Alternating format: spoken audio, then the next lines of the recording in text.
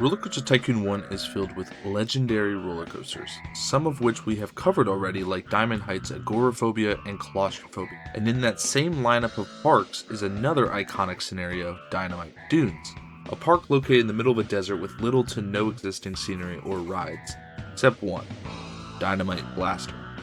This beloved coaster is one of RCT's most recognizable, and today we'll find out if it can truly translate into Planet Coaster 2.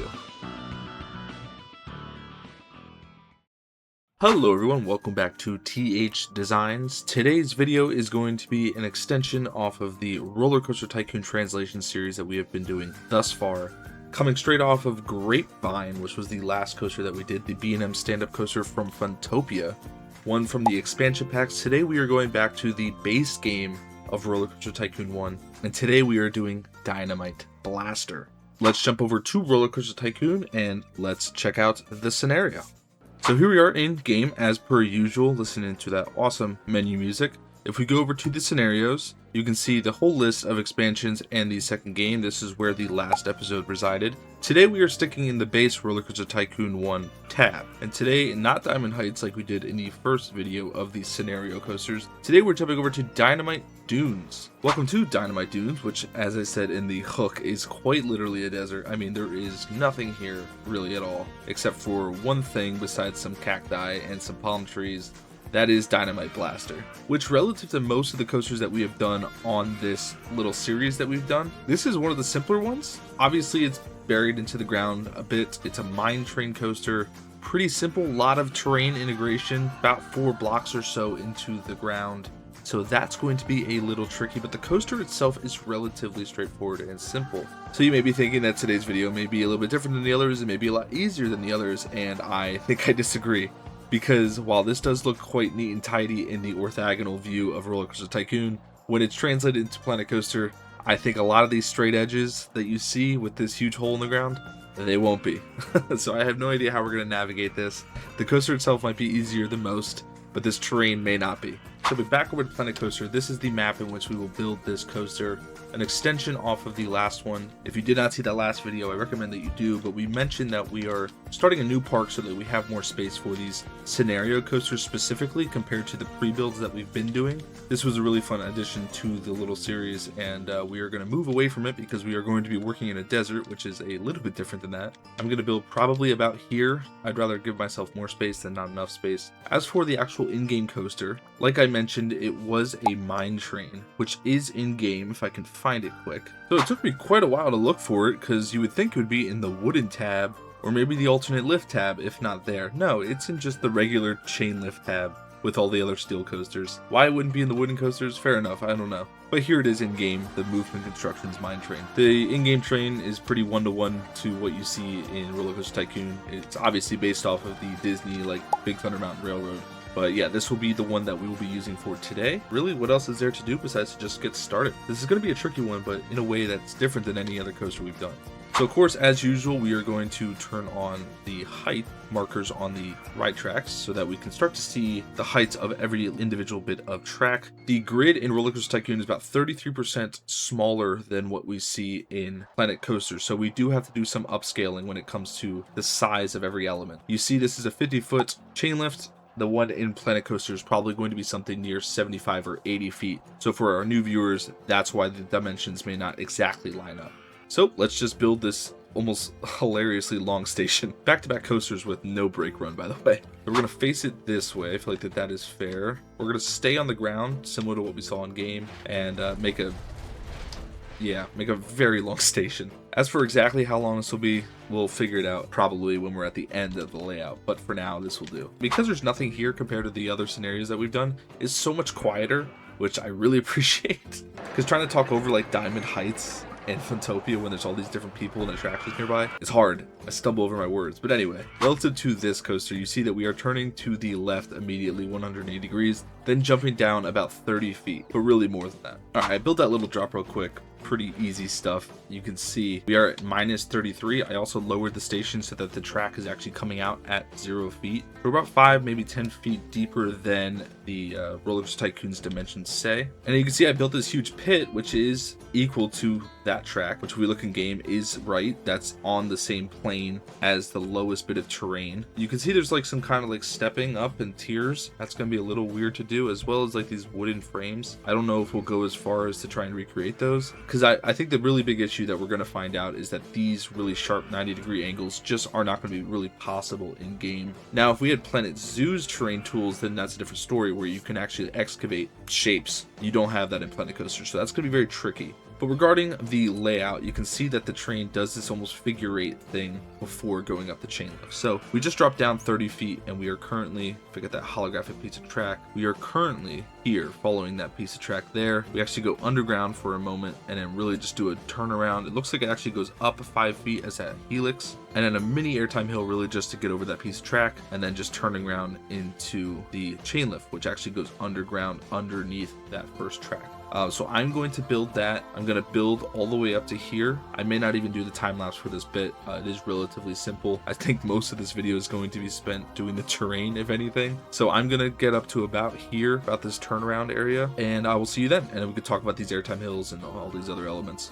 All right, there's the little pre-lift and the actual lift hill itself done. Pretty standard stuff for the most part. It would be a little bit more difficult than I expected it to be, I think. You can see it does that kind of figure eight motion. I had to do some smoothing to kind of extend the helix a bit more than what you see in game. If we look over to Roller Coaster Tycoon, you can see it's an extension of straight track before it does the turn, and typically Roller Coaster Tycoon does that when the turn is bigger than what the actual in-game element allows, if that makes sense. And really, so I just kind of, instead of having a kind of awkward piece of straight bank track, I just lengthen the helix, and I feel like it looks pretty good. I'm not focused too much on the train. You can see it does create that tunnel, and there is going to be a tunnel here. There's also supposed to be a tunnel here, I believe. We will worry about those at the end. I think what's most important at the beginning is to just get the layout to a point that we like it, which you can see we have that turnaround now, which we are at 74 feet, starting at 80, so we have that 5-foot drop. So we are dropping down at about 60-degree angle. That's what that large piece is, more or less. Then we drop down to minus 20, which is about 10 feet off the ground, the equivalent. And then it goes up to about a 25-foot airtime hill, which is more going to be about 50 feet or so. And then you can see we immediately go back underground. So we're going to do this airtime hill real quick, and then we go up real quick into what is essentially a big helix that goes up. But because of this rising 5 feet, we don't want this moment that like breaks people's backs. So I'm just going to kind of make it an upward helix, more or less, ending right here, which is where we leave the tunnel.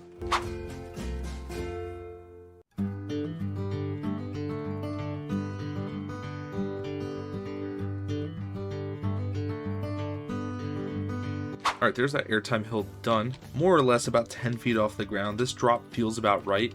The big problem with a lot of these translations from Roller Coaster Tycoon to Planet Coaster is these drops, in order to keep them any kind of realistic, they have to be a little bit more drawn out than what you see in Roller Coaster Tycoon. Looking at the same drop in game, I mean, just you can see that maybe is only like a 20-foot, maybe 30 feet gap between when that's going from a 60-degree angle down to a 60-degree angle up. And those G-forces in real life just would be a lot harder than like what we can realistically do. So we kind of have to draw it out a little bit more, but I think it ultimately does look pretty good. I also shortened the trains, which is probably going to help with momentum a lot more than what I was realizing. Because the station was so long, it automatically was at like 8 cars on the train, where in Roller Coaster Tycoon you see it only has 4 per train. That gradual curve is much nicer. That airtime is probably a little aggressive, but all in all pretty realistic so far. We have good speed coming out of this, so let's see what's next. So coming out of the terrain right now, we're coming out here. We're coming up about 25 feet or so into a pretty sharp turn to the right, dropping down gradually with a turn at the bottom. Let me get that holographic tool again. You can see we're dropping down gradually, and then with a turn to the left, pretty much all the way to the bottom of the terrain. Going underground, it's kind of hard to see that back corner with the isometric view, but following the holographic track piece. Okay, we're exiting here, right here. So we're entering at minus 30, so that's important. And then we do a turn to the left, and it looks like we go up about 15 feet, and then we exit 15 feet higher than when we came out, doing this helix here. I think this is a little bit complicated of a segmented track, so I'm gonna exit coming out of here. So I'm gonna do this right turn about 25 feet higher than what we're leaving, and then a gradual dive underneath the lift hill. That's important as well. And then I'll do this interior section. We'll be exiting here, and we'll follow up then.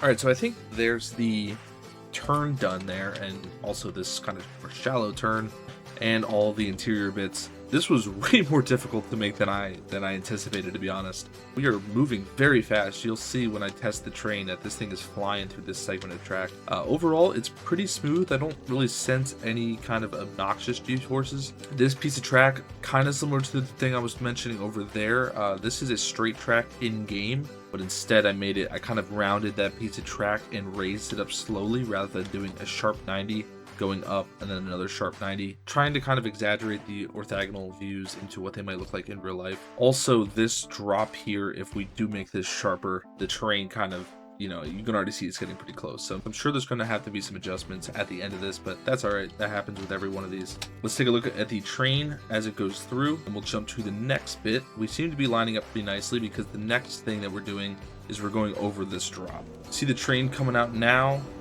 Good speed, not bad. This bit of track is pretty smooth. Sure, there's some G-forces there, but probably nothing too bad. Exits here at a really nice speed. We have a lot of speed that we're maintaining. Yeah, let's see what's next. So like I mentioned, we are right here currently, but really we're ending about right here with this turn. We're doing a helix upwards about 5 feet going over this first bit of track, and then we're diving to the left. You can see it best from this view.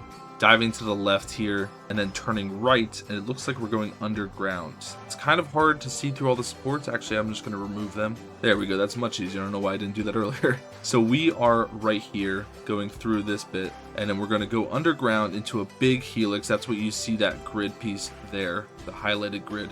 And then we're going up and then turning to the right, actually into the final brake run. Well, lack of a brake run. You see the train going there right now. So that's where we are going. I think this is simple enough that we could probably do it all in one go. And then we can talk about how we're actually going to attack the terraforming and the design and all that. So like I said before, we are starting about right here where that highlighted piece of track is going over this drop, doing some turns, and I will see you with the layout most likely complete.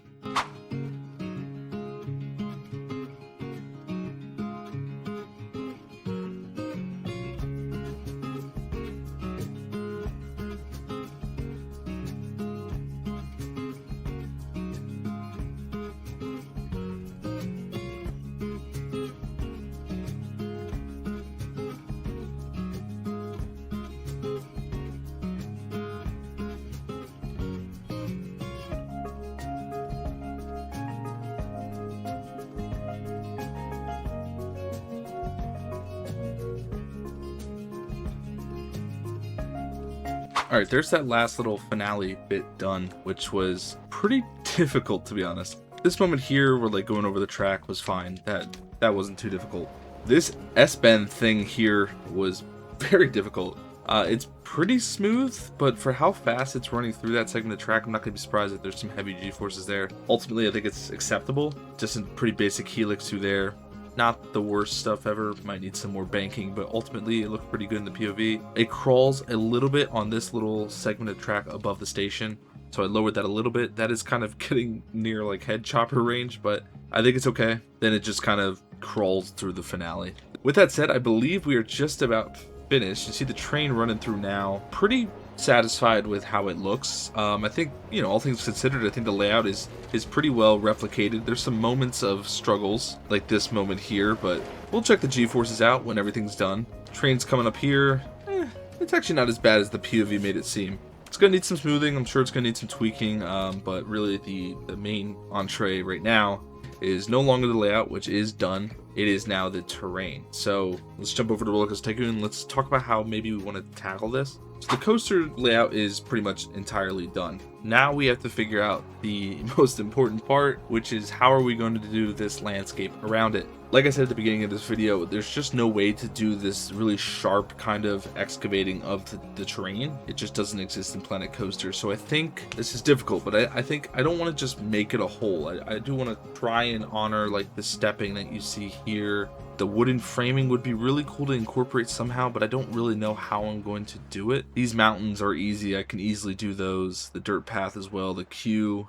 I think this would typically be the part where I would probably do the scenery step by step. I think that's what we did for Grapevine, where I was like, all right, now let's do the highway. Now let's do the flat rise. Now let's do the path. I don't know if I can do that for this one, because I think for this one, there's going to be so much trial and error. I don't really know what I'm going to do, how I'm going to tackle this. So I'm just going to do it, see what I come up with. Don't really have any plan or methodology to it. Pretty much just going to cut over to more or less the final product. And yes, the next time you'll see this, it'll be done, to be honest. And we'll do a little cinematic and of course the POV as usual. I'm curious to see kind of how I tackle this.